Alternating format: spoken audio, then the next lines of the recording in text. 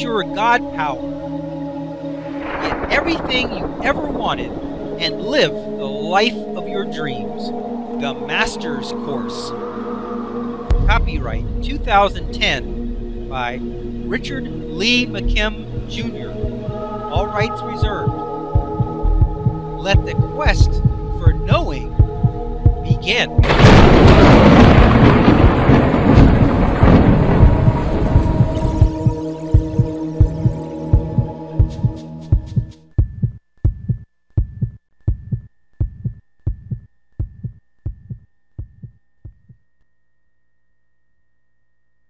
Question number 2.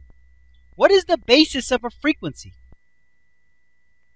Is it A, meaning that is already present, or B, meaning that you assign, or C, either? Well, the answer is definitely C, because the basis of a frequency is meaning. Now, whether it was present or whether you assigned it, doesn't matter. It's still a meaning. Meaning creates frequency. When you have a frequency, well, we're going to get to this next, so I'm not going to spoil it, but I will say when you have a frequency, it resonates or elicits its kind. So back in our chapter 1 examples of the placebo and stuff, when you said that the medicine was good medicine, that it was a miracle cure, you gave that pill a meaning. Now, if you went by the meaning already present, it had a certain frequency, sugar pill. But if you gave it a meaning, now it had a meaning of a miracle cure, and it was a different frequency. But in both cases, they both had frequencies.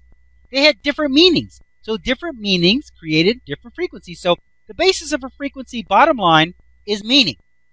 Whether it's already present or whether you create it, doesn't matter. There could be a meaning already present that has a certain frequency, and it's doing its thing.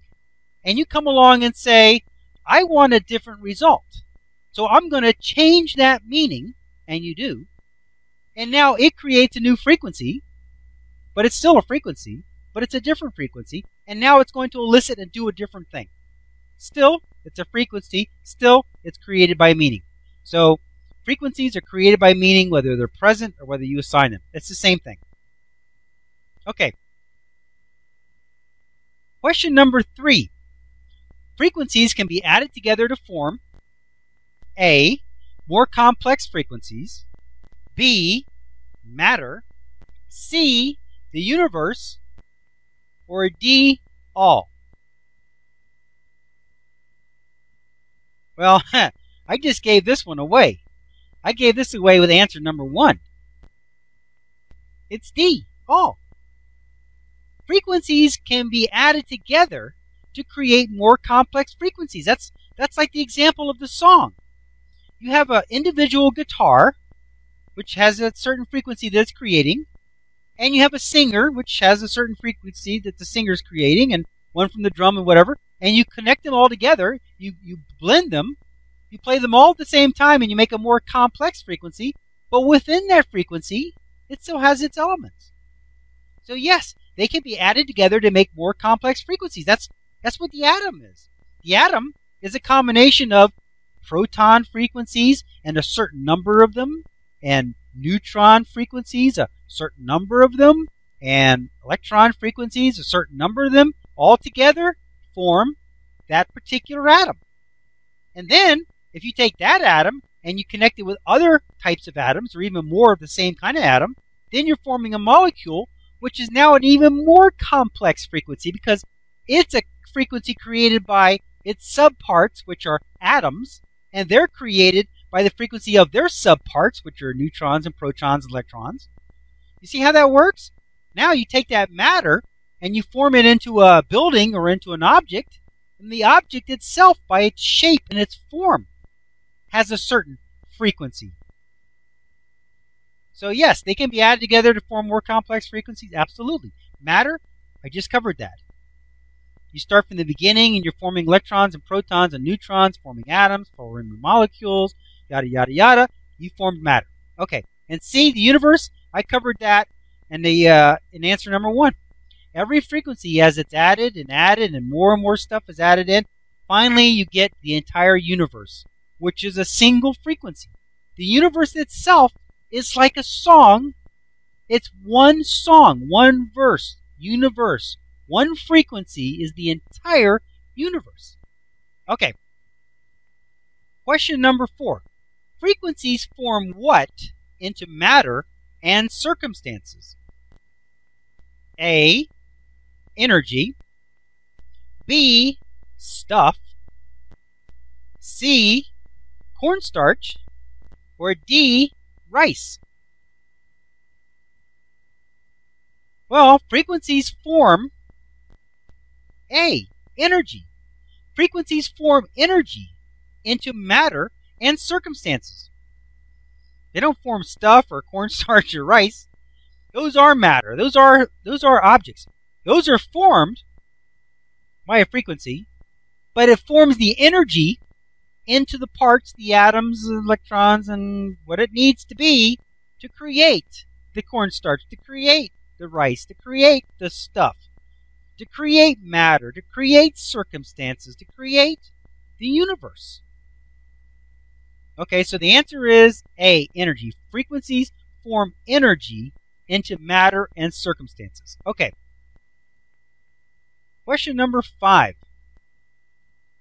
The essence of a frequency is that it causes energy to A, become circumstance. B, vibrate. C, create form. Or D, all.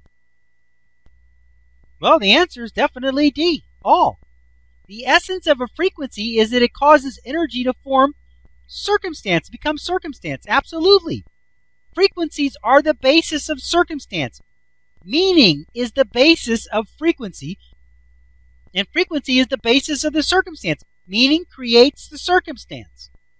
So frequency definitely creates circumstance, but it's meaning that creates frequency that creates circumstance. Vibrate? Yeah, it causes energy to vibrate. That's what it does. That's what a frequency is. It's a certain vibration at a certain speed. So it's vibrating at a certain speed, the energy, and at a certain speed it becomes an electron. At a different speed it becomes a proton. At a different speed it becomes a neutron. At a much, much trillion gazillion times slower speed it becomes light. At an even ton slower speed it becomes sound. At a really, really slow speed you can feel it vibrating. But frequency causes energy to vibrate, become circumstance, and create form. So the answer is D, all. Okay.